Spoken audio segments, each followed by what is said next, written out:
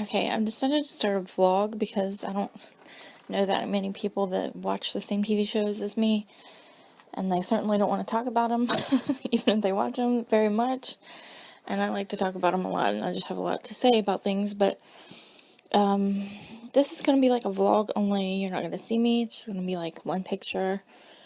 I don't want to do the whole Pretty Little Liar thing where I have to find like 30 pictures to match what I'm saying, because although it looks cleaner and better if I do that, and it's better, it's just really time consuming. And anyway, because I talk a lot in a long time if it was a shorter thing. But this is going to be more like a podcast, except I don't know how to do a podcast right now, and it's kind of saturated. The podcasts, are saturated with people talking about television, and YouTube is more convenient and easier for me to work with because I've already done it, and I've already established some followers, like 14 maybe, but with tags and things, Anyway, so I'm just gonna start where I'm at now and go backwards because I've watched things previously that I want to talk about, but the newest thing I've finished watching so far is Mr.ROBOT. I've watched all 3 seasons. I binged it all, and oh my gosh, I have so much to say that it's gonna take forever. But first of all, this is gonna be it's not spoiler free. There's spoilers, totally. There's definitely gonna be spoilers, and this is not a recap each episode thing. This is talking about it as a whole, different issues about it. But, I have to say this is one of the least problematic shows I've ever watched. They've been very inclusive of everything. They have been so diverse, and, as far as feminism and people of color, they do a good job of, like, including people and making them, humanizing everyone, and not keeping people in their stereotypes, things like that. Well, their main character is one of the first, Rami was talking about this within, somebody asked him a question, like, how do you feel about, the industry for people of color? And when I first found out, like, somebody called Rami a person of color, I was like, wait, what? Which he's Egyptian, and he is, dark complected, and I was like, I didn't really know that, but that's really cool. But the main character is not, and a hacker, you would assume they would put like a skinny white boy in there, which they told Rami to lose some weight because he's too attractive, and they wanted him to look sunken and, like sunken eyes, and like they wanted him to look isolated and lonely and not well. So, anyway, but the main character is a person of color. His mom is, they don't really specify what Elliot is supposed to be. His mom seems sort of, Latina or of some sort, a Spanish-speaking lady, which she's awful, but it's not because she's Spanish, obviously. She's just not very nice. But, anyway, and then we have Trenton, and, Mobley is also not, white, and I can't even remember his name, the other guy, the one that sold weed, and did all those, well, he didn't really sell weed, he was a chemist, really, and he made medicines of different plants. He was a botanist, basically, a basement botanist, but, he was very level-headed and very cautious about everything, but, what happened to him, he ended up not making it to season 2, or was it season 3? He didn't make it to season 2, I don't think. But anyway, I watched it all, like binge watched it, so it's all running together. And then we have White Rose, who is, male and female, and in his political life, he's male, and his hacking life and personal life, she's, woman, or whatever, which is played by Henry Cho, and if you don't realize this, it's the scientist from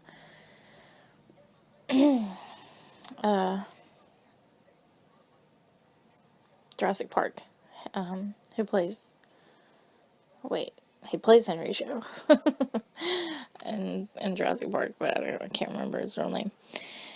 But anyway, and one complaint I have about this, though, which I'm not pro transgender, but I imagine a lot of people are, so it's a progressive show, that's what I'm saying.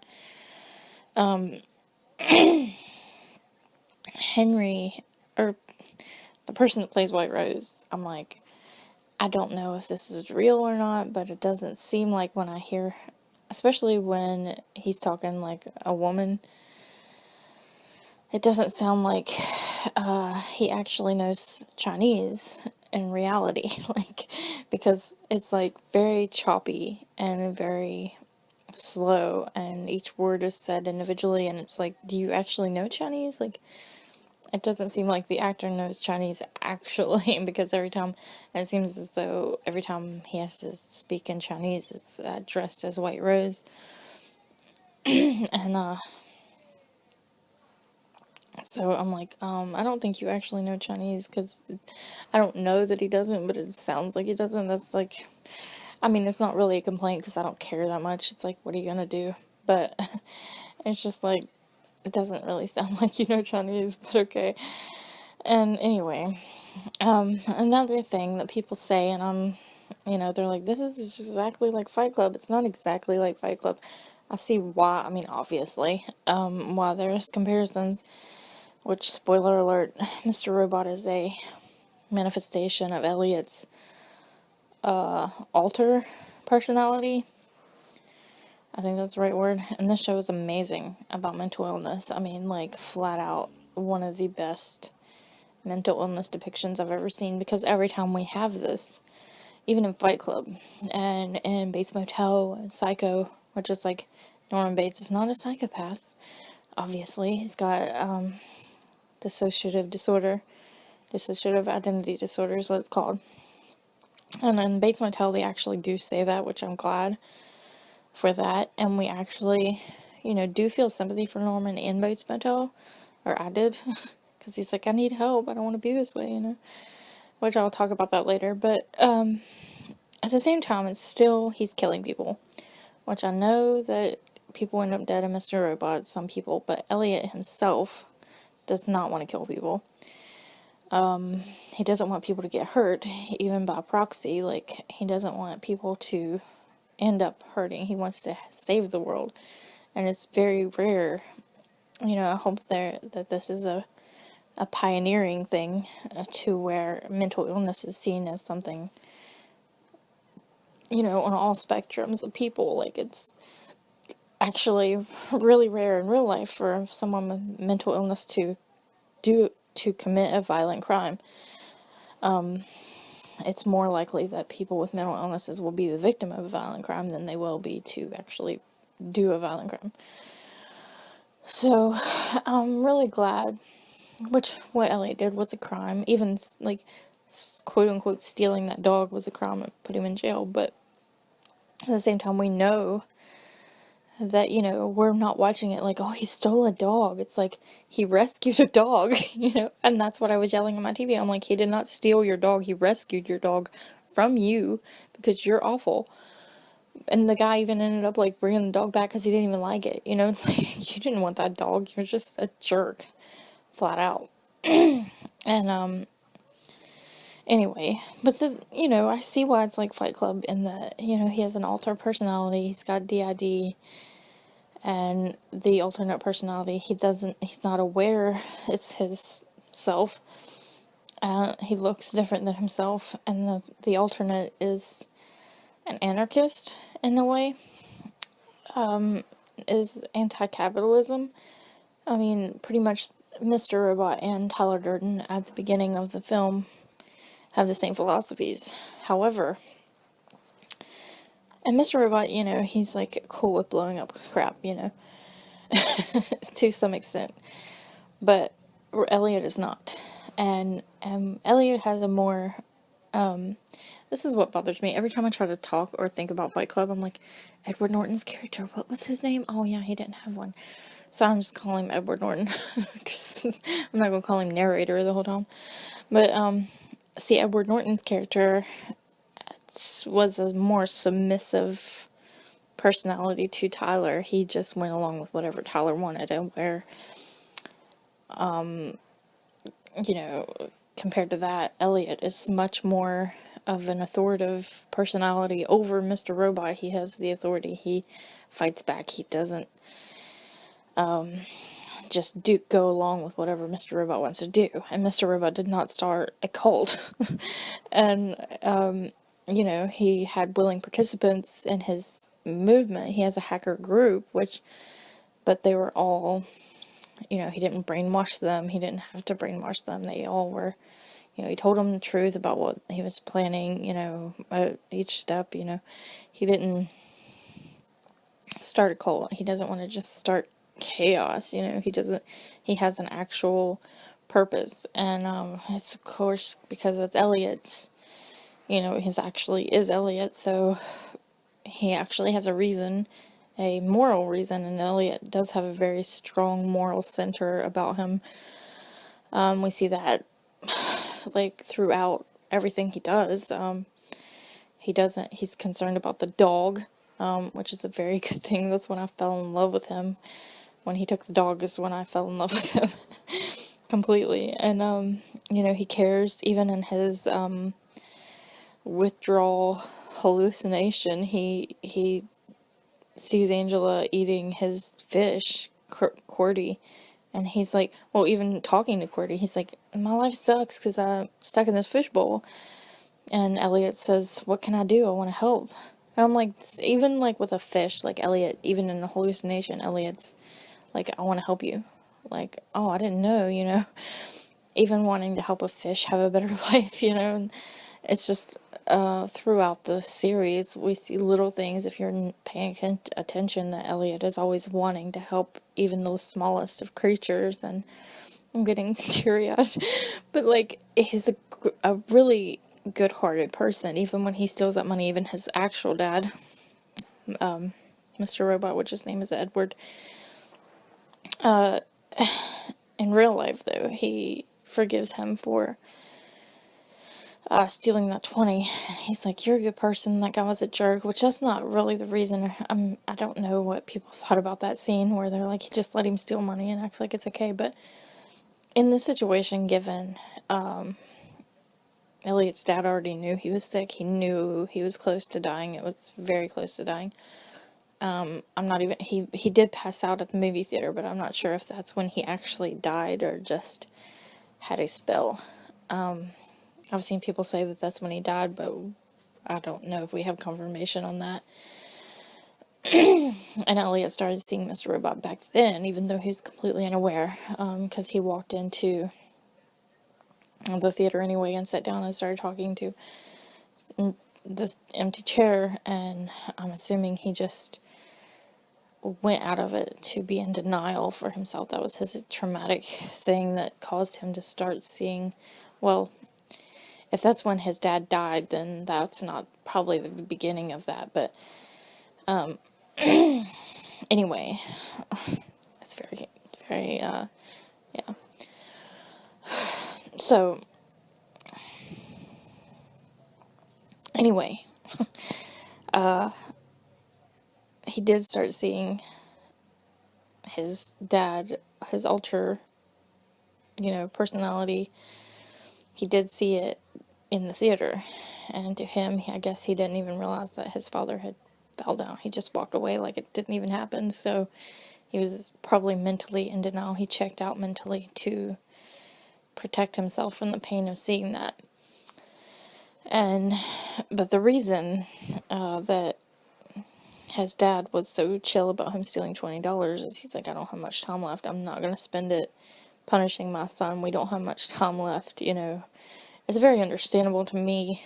And Elliot does have a good moral center, so he probably wasn't that concerned about Elliot becoming like a criminal from that. And he knew Elliot's heart was good. He even said that. So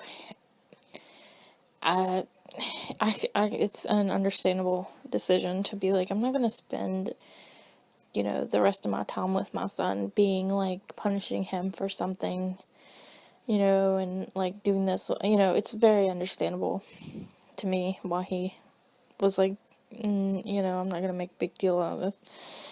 And it's very sad because his dad was like such a good guy. You can totally tell, and you can tell, props to Christian Slater, because when he's playing Elliot's actual father, he is like, you know, you can tell it's a different person than Mr. Robot, Elliot's alter. Just, you can tell it's a different character. He has a different personality, which is similar, but not like, they don't have the same personality. And that's Christian Slater's incredible acting skills to play, what would be easy to just be like, I'm gonna act the same way. But he doesn't, take the easy route, obviously. Because he's really great. And, of course, everyone in the show is amazing. And,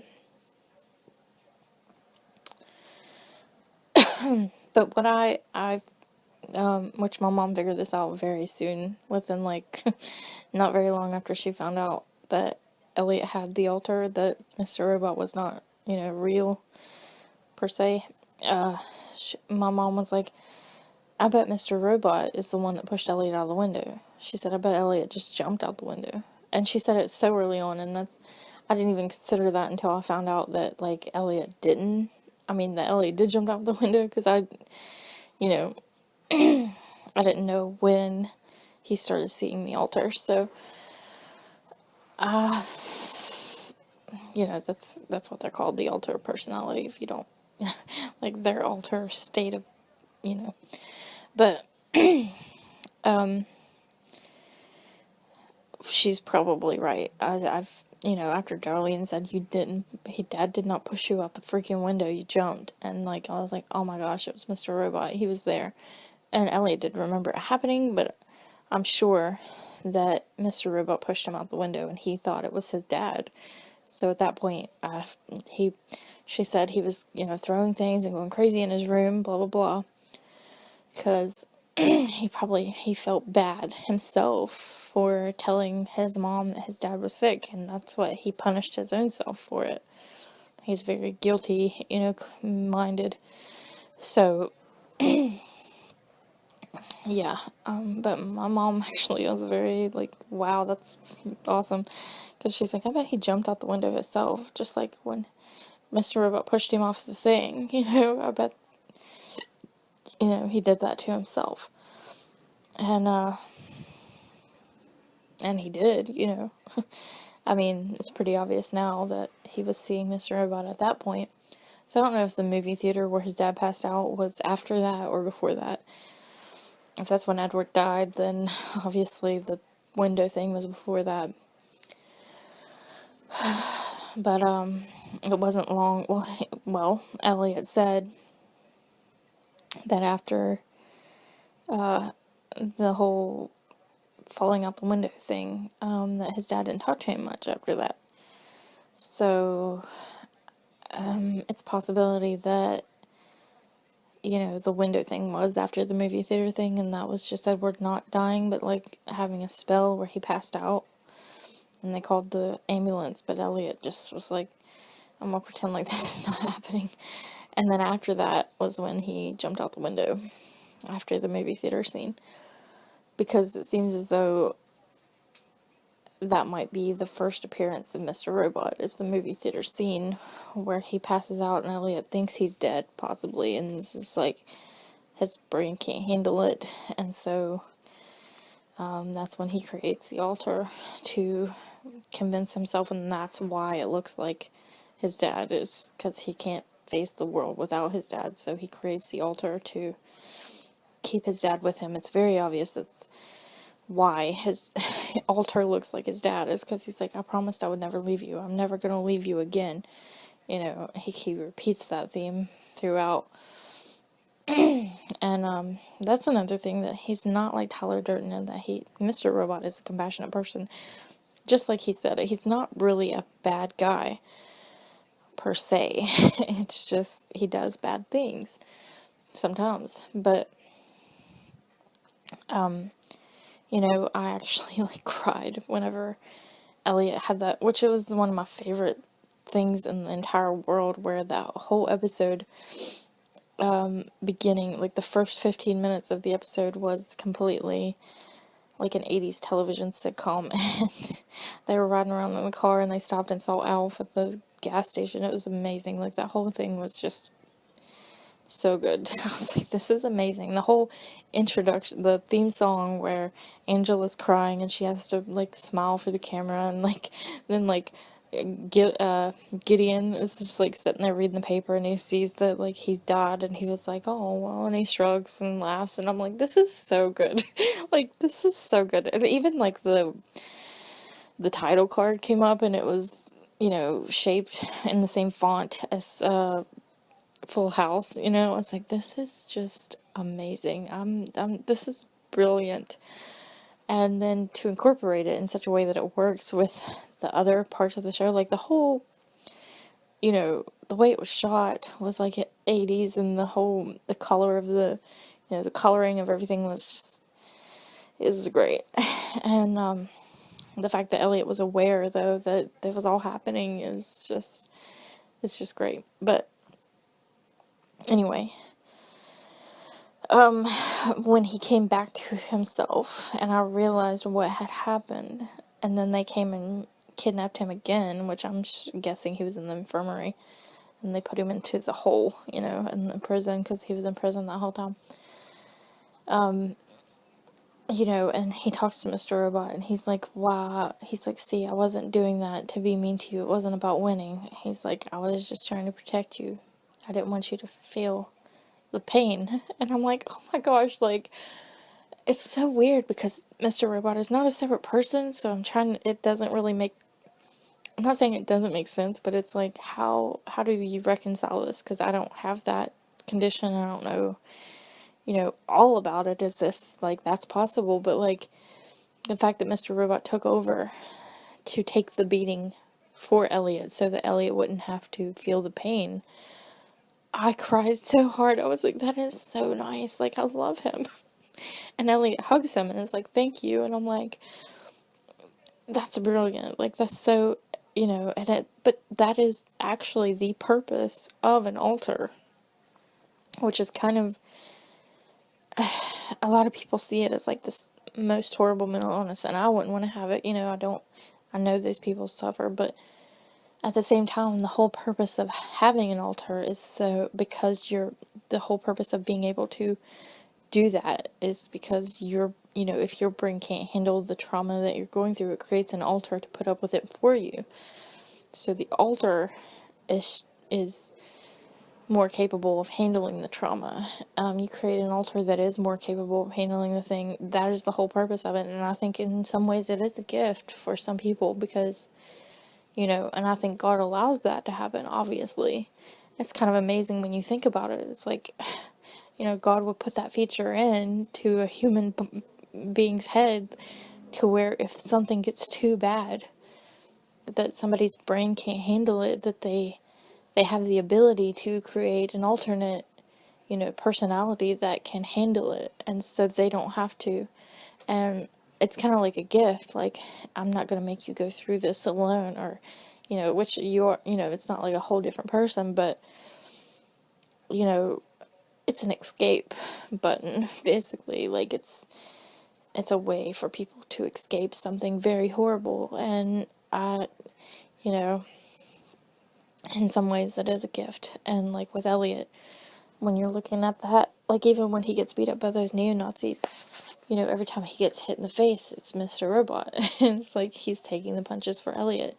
And it's like, this is actually, I mean, it's like, it's sweet of Mr. Robot to do, but at the same time, that is his purpose for being there. You know, that is why he exists in Elliot's mind, is to take the things that Elliot can't take, and that is the purpose for any alter personality. And I'm amazed that Mr. Robot, the show, like, did that, because that's actually, like, so accurate.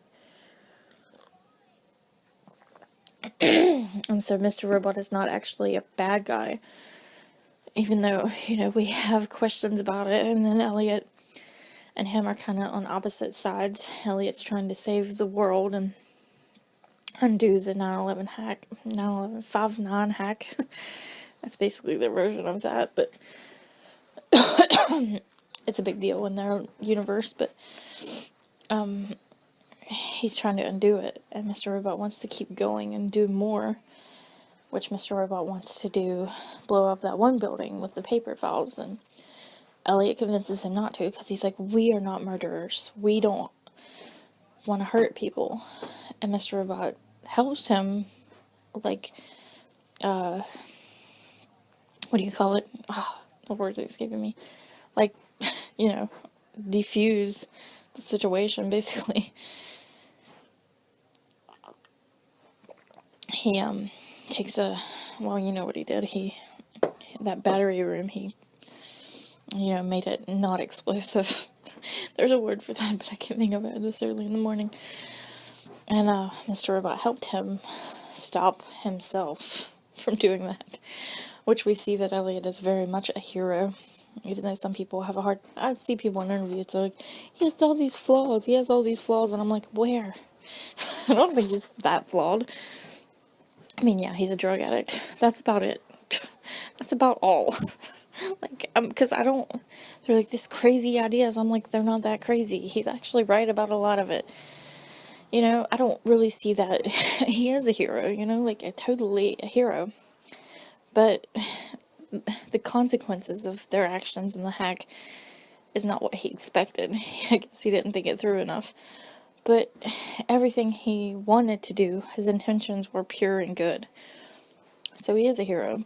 And then he proves that by when, the Dark Army and Mr. Robot and Tyrell are trying to blow up that one building. He goes in and he's like, he's putting his own life in danger. He knows for a fact that that building is going to blow up. He goes in there and he refuses to leave the building until he saves everybody. That is a hero. There's no denying that. Now, it's like after that episode, you can't deny that he is a hero. But even Mr. Robot, Elliot talks him down, and then they talk about it, and he's like, Elliot, as much as there's a little bit of me and you, there's a little bit of you and me. Like, they're the same person, so, Mr. Robot does not want to hurt people. He wants to help people, but he has a more lax view on what that means when it comes to, like, hurt a little bit of people to save a lot of people, basically. Or, kill a few people to save the world, basically, is his, which is wrong, but, Elliot knows that's wrong. He's like, I'm not gonna do anything to, I'm not gonna kill anybody, for any reason. It's not gonna happen. So Elliot always tries to find other ways, to do it that does not involve hurting anyone. And he doesn't even want people's life to be bad. You know what I mean? Like, he feels horrible for the hack because it brought about consequences that he didn't see coming. Like, everybody's life sucks more. So he goes to try to fix his mistake. I'm like, he is such a good person. and that's just not how Tyler Durden was. And even Mr. Robot is not a bad person, which he has no idea, the 70 other buildings are going to blow up. That is Elliot's fault in a way, because he kept sending the paper to different places. But it's not his fault. Like, he didn't know that they would do that. And he didn't know that the Dark Army was going to be aware that he did that. He thought he was ahead of them, but they were ahead of him, and they blew up all those buildings, and it's like, daggone, Mr. Robot was not aware of that, and, Elliot was trying to help, and it ended up making it worse, but he had good, he was trying to stop it from happening, but it's like, oh, that was sort of circumstantial for him. It was like something that, he couldn't do anything, like, he didn't do that, on purpose, but it sucks for him, because he it doesn't matter if it's his fault or not, he's gonna feel guilty about it. because he's like that. But, yeah, him and Mr. Robot both. And Mr. Robot's like, okay, I'm going to help you and do it. I'm with you, you know, you're with me. By the end of season 3, he's like, we're going to do this together. You know, I'm going to do, you know, we're going to undo the hack. And Mr. Robot's on board with undoing it. And even Tyrell came out before the explosions happened and was like, stop it, you know, stop the thing. You know, whatever he was saying, he was like yelling about it. He's like, you know, we have to save them. We have to, and it's like Tyrell has a moral center too. He was on board with Elliot's plan to take down the company, but he didn't want anybody to get hurt either, or at least not that many people. And he has some sort, so we see he has some sort of moral center as well, which is good. But he's actually like kind of crazy. But I like that Elliot is a good person. He's the hero of the show. And, you know, he's an introvert. There's so many things about him that people see in society as negative traits. And most of us don't even have the guts to, like, do what Elliot does, because if somebody touches him, he's like, don't touch me. You know, or with Angela's boyfriend at the beginning was like, I just want to make things not awkward between us. And Elliot's like, I'm okay with things being awkward between us. And I'm like, yes, I would love to say that to somebody, you know, like as an introvert. And then at the Hacker Olympics, when he like he wins the Olympics for Team USA in like 2 minutes, and they've been trying for 4 hours. The guy comes up, he's like, that was awesome, you're amazing. And he has his hand on Elliot's shoulder, and Elliot looks at him and he's like, could you get your hand off me and leave me alone? I'm like, it's the greatest thing. It just cracks me up. And he's not polite about it, but he's like, well, he's not like mean about it, but he's like, he politely, you know, but he does not let people force him to be socially interactive like that. He's like, this is me, you don't touch me, and I don't want you to.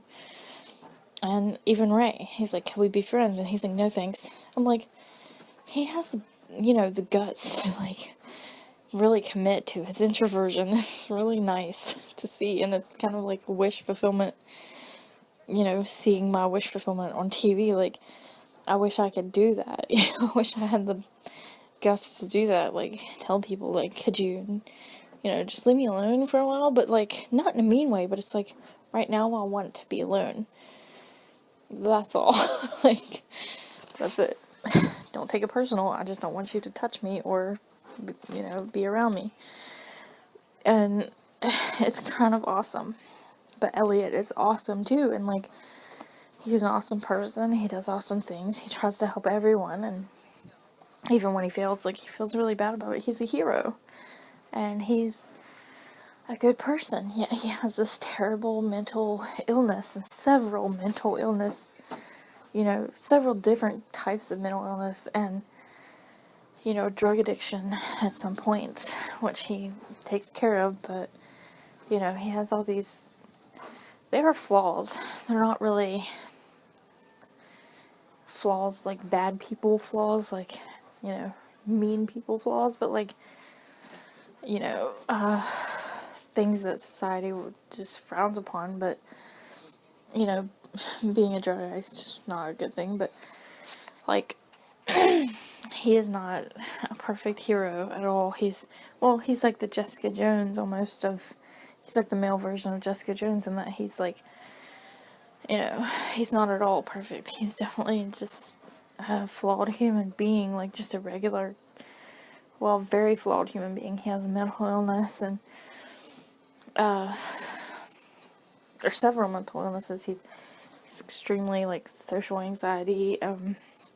But the thing is, like, introversion is not a flaw. That's what I want to say. Like, being introverted is not a flaw, and having a mental illness is not really, I don't know what you would call it, because it's not really a flaw, you know. I just don't know what else to call it. It's something that's not average, you know, and something that hinders his life, you know. I guess it's a flaw in a way that it's makes him, you know, it's hard on him, makes his life difficult and stuff. But at the same time, like, that's something that helped him cope. That's something he needed, and that's who he is. You know, but it's not exactly, like, a character flaw. It's not something that makes him a bad person. And Mr. Robot portrays that in such a way that, like, hardly anything has yet. I mean, we're just starting to see things like, hey, mental illness doesn't make you a psychopath. You know, not all mental illnesses are psychopath. And you're not, you know, mental illness doesn't make you a serial killer. You know, or, oh, they're crazy, so all the bad guys are crazy. You know, it's like, that's actually not reality. That is so pretty much the opposite of reality. Very few people are psychopaths, and of all psychopaths, a very few percentage like actually do anything violent. Like, there are a lot of psychopaths, well, not a lot, but most of the psychopaths that walk around do not hurt anyone, which it's a bad, you know, mental illness, but it's like, they're very unlikely to be violent because of, you know, the laws of, you know, and things.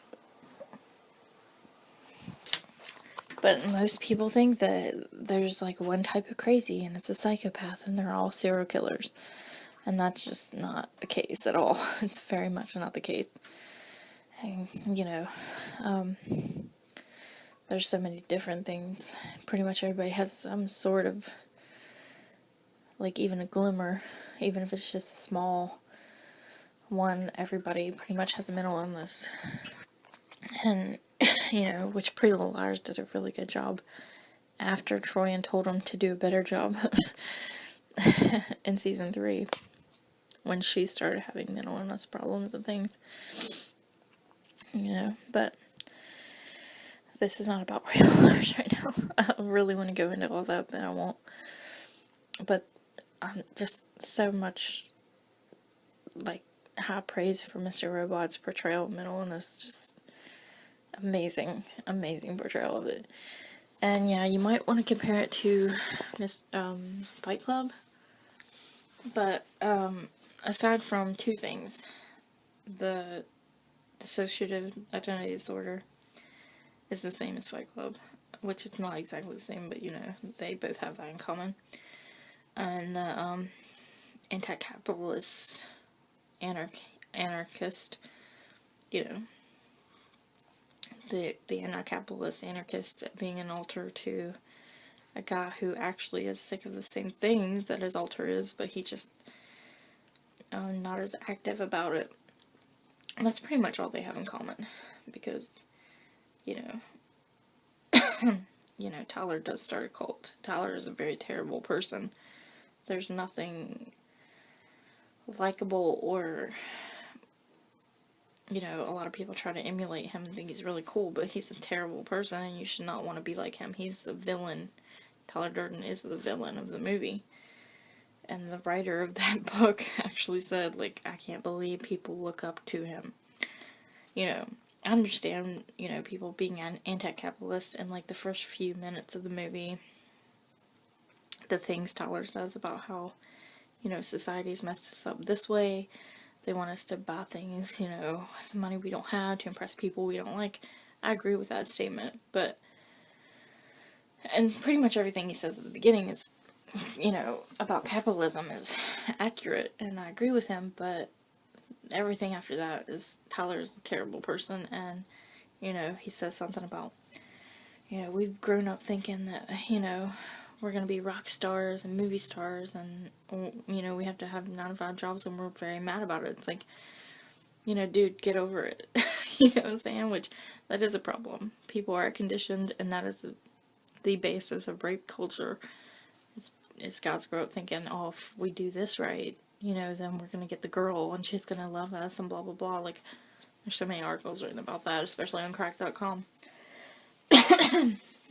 But, you know, he's right that society has brainwashed men into thinking they can have whatever they want. But that doesn't mean they can have whatever they want. It means that, you know, they need to deprogram themselves, basically, and try to, you know, find out who they really are, not, like, go punch each other in a basement and start a cult. And he's very wrong about, you know, the cult thing was so wrong, and the terrorist attacks, they were terrorist attacks, were wrong. So Tyler and Mr. Robot are not the same. After the first, you know, few minutes of the movie, you know, they're not the same at all. You know, maybe their ideals are similar, but at the beginning of Fight Club, but after that it goes, nope. And Tyler does not care about Edward Norton's character. He does not have compassion for him. He does not have empathy for him. He's a jerk who, you know, and that's kind of because Edward Norton's character does hate himself. Elliot feels guilty, and Elliot wants to help people. You know, Elliot and Mr. Robot are kind of like the yin and yang to each other, but they're also similar. You know, they're two sides of the same coin. Same with Edward and Tyler, but Elliot is a different person than Edward's character. Edward's character hates himself and doesn't want to live and doesn't like himself and doesn't care about things compassionately, you know, and he doesn't have any empathy for people. So, you know, on the other hand, Elliot does have all those things. And that's why Tyler is so different than Mr. Robot, is because Elliot is so different than Edward Norton's character. Elliot made Mr. Robot out of, you know, trauma and, you know, love, really. Not wanting to lose his dad when he was a little boy, and, you know, he started F Society to save the world. He actually, I want to save the world. He didn't want to destroy capitalism. He wanted to save the world, you know. And even when he realizes he was wrong, you know, about how, you know, it would turn out, he says, maybe, you know, capitalism, this is not the problem. Maybe, you know, E-Corp's not the problem. Maybe, you know, people are like this. You know, people suck. And that's, you know, taking them down won't help the problem. So I have to, you know, Elliot goes through this whole thing about it. And I'm like, you know, when he realizes that things didn't turn out the way he thought they would, he takes responsibility and, you know, does everything he can to fix it. Like, he always tries to fix his own mistakes. And Edward Norton's character is kind of just like a whiny little baby who's like, my life sucks and I'm just gonna blow up stuff. And I'm sorry, but Tyler Durden sucks. He's just and he's supposed to be. You're not supposed to want to be like him. You're not supposed to want to, you know, emulate him. He's not cool. You're not supposed to think he's cool. You're supposed to hate him because he's a terrible person and he's a villain. And if you look up to him, you're probably, like, either really gullible or, like, you know, unself-aware, or you're a jerk. Like, something is wrong with you. Like, go look up what the actual writer of that book said about Tyler Durden and how, you know, he does not want, you're not supposed to like him. You're not supposed to think he's cool. You're not supposed to be on his side. You're supposed to hate Tyler Durden, and he's a horrible person. And actually, if you really think, well, they're the same person, so when you actually think about it, Edward Norton's character also is a horrible person. Except for the fact that he eventually does, like, you know, the only way to get rid of Tyler is to shoot himself. So it's kind of a contrived, not really well, it's not really that great of a movie. It's not really well written or anything like that, if you really think about it, because it's like, oh, the only way to stop him is to shoot myself because he's me. But it's like, or you could go to therapy, or you could turn yourself in. There's so many other options. It's just such a very typical, you know, overdone trope of, you know, that sort of thing. Even though there's not many people like that in television, like, or movies, any, you know, dissociative people. Anytime there was one, it was always like, oh, I have to kill myself to kill my alter. It's like, Elliot doesn't go that route, which he kind of thinks about it, but it's not because, you know, he wants to get rid of Mr. Robot. He kind of thinks about it, but the alter does do things like, it's anybody that has any mental illness sometimes is like suicidal. Of course Elliot would be suicidal, but he's suicidal, you know, he's not, you know, like a typical hero saving the world from his evil alter ego. You know, it's like it's more realistic in its portrayal and how it's done. And you know, Mr. Robot's like, "What are you doing?" He's like, "I'm taking a bunch of pills. I'm gonna get rid of you." Like, but he wants to get rid of him for himself. He can't stand to put up with himself being that way any longer. It's not to save the world, you know, it's just he's suicidal.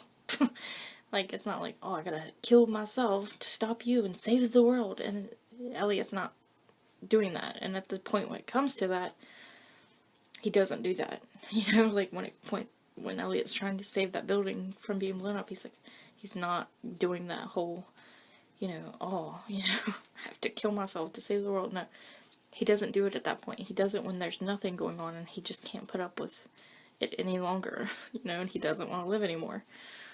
So it's like, you know, a couple times Elliot's suicidal, and it's just, he's suicidal because that is a realistic thing that would happen to somebody like him. I mean, it's very realistic that he would be like that.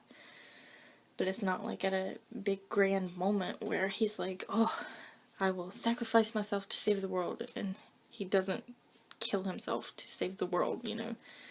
And it's like, that is, you know, he's like, I'm gonna go stop this bomb because of, you know, like Edward Norton, he's like, to stop you, I'll save the world. It's like, the bombs are still gonna go off, you moron. Like, so, you know, I have a little bit of disdain for, not Fight Club itself, like the writer of it, but like the way it's perceived and the way it's, you know, and plus it's like, how many times are we gonna have that trope, you know, of at the last moment somebody does this, you know, and it's like blah blah blah, and it's like, it's pretty annoying. It's like, oh, he's suicidal, he killed himself because he's got a mental illness. It's like, yeah, but you made it out to be like some sort of beautiful, you know, thing that's like, you know, it's like he has to do this to get rid of Tyler. It's like, no, that's not the thing. But Tyler and Edward Norton's character were the villains, and they were not good people, and you should not try to be like them. This is not a vlog about Fight Club. I don't know why I'm talking about it so much. But I just want to make it clear, like, besides the two things they have in common, Fight Club and Mr. Robot are not the same at all. Elliot nor Mr. Robot forces people, you know, to join a cult and make soap out of human fat or anything weird. And no, it's not the same. But the characters are not the same. I'm not saying you should be like Mr. Robot, but you shouldn't be like Tyler Durden. And if you want to be like Mr. Robot a little bit, that's fine. Like, not all the way, because he does, like, kind of want to blow up things, but he also doesn't want to hurt people. And if you ask me if I thought some people should be more like Elliot, then absolutely. You just gotta pick the right things. Like, don't start doing morphine or, you know, hacking into the FBI or anything like that, because that's you probably will get caught. I mean, you definitely will get caught, and that's illegal. That's very illegal. So don't go hacking people, but, you know, as far as being, like, compassionate and, like, wanting to help people, even fish, you know, things like that, the good things about, you know, the empathy and the compassion and the, like, loving nature and wanting to help people, you know, with his talents, you know, whatever your talent is, you know, use that to want to help the world be a better place. That's what, you know, you can be like Elliot that way. But as far as White Glove, I wouldn't say, don't, you know, to be like either one of them. Don't ever be like either one of them. Definitely do not be like Tyler Durden. And as far as being like Mr. Robot, yeah, just not being blind to hypocrisy and how terrible the world is. Like, yeah, be like, you know, Mr. Robot in that way. Like, you know, being aware of the BS that we see all the time. Like, there's a lot of good things about him, and he says a lot of things that make sense. So, yeah, I wouldn't say not to be like him in those ways. So, just don't, like, try to blow up anything. But, yeah. And Darlene, oh my gosh, I'll have to do a whole separate one for her, because I love Darlene. not very fond of Angela, but I do love Darlene. And I did ship her and Elliot in season 1 until he kissed her and she was like freaking out. And I'm like, I don't even know what reality is. What does she mean? Because I was freaking out along with Elliot. Because she's like, who do you think I am? And I'm like, oh my gosh, is that even like who we're seeing right now? Is that even who's standing there? Like, I didn't even know what the freak was gonna happen, if she was gonna turn into Tyrell or Mr. Robot or Angela or whatever. I was like, who is even actually standing there? But it turns out she's a sister, and I'm like, oh my gosh, that's so gross. I'm like, okay, I shipped Elliot with Shayla, and she ended up dead. I shipped Elliot with Darlene, and she ended up being his sister. So when he kissed Angela eventually, I was like, well, there's the kiss of death. She's either gonna die or be a sister or something bad's gonna happen. And 2 seconds later, she gets kidnapped by White Rose's people. I'm like, see, I told you. You don't kiss Elliot because something bad will happen to you. Which is very sad because I very much would like to kiss Elliot, but I'm just like, okay. After Darlene, I was like, I'm not going to ship him with anyone else. So I don't ship him with Angela, which I never did because I don't really like her that much. Be mad if you want to, but I don't, and I have very much, like, a lot of reasons. But this is getting a little lengthy, so I'll probably talk about the girls. I'll probably do a separate one for the girls, which would be like Shayla, Angela, and of course Darlene, who's my favorite of all time. I like her almost as much as I like Elliot. So anyway, that's all.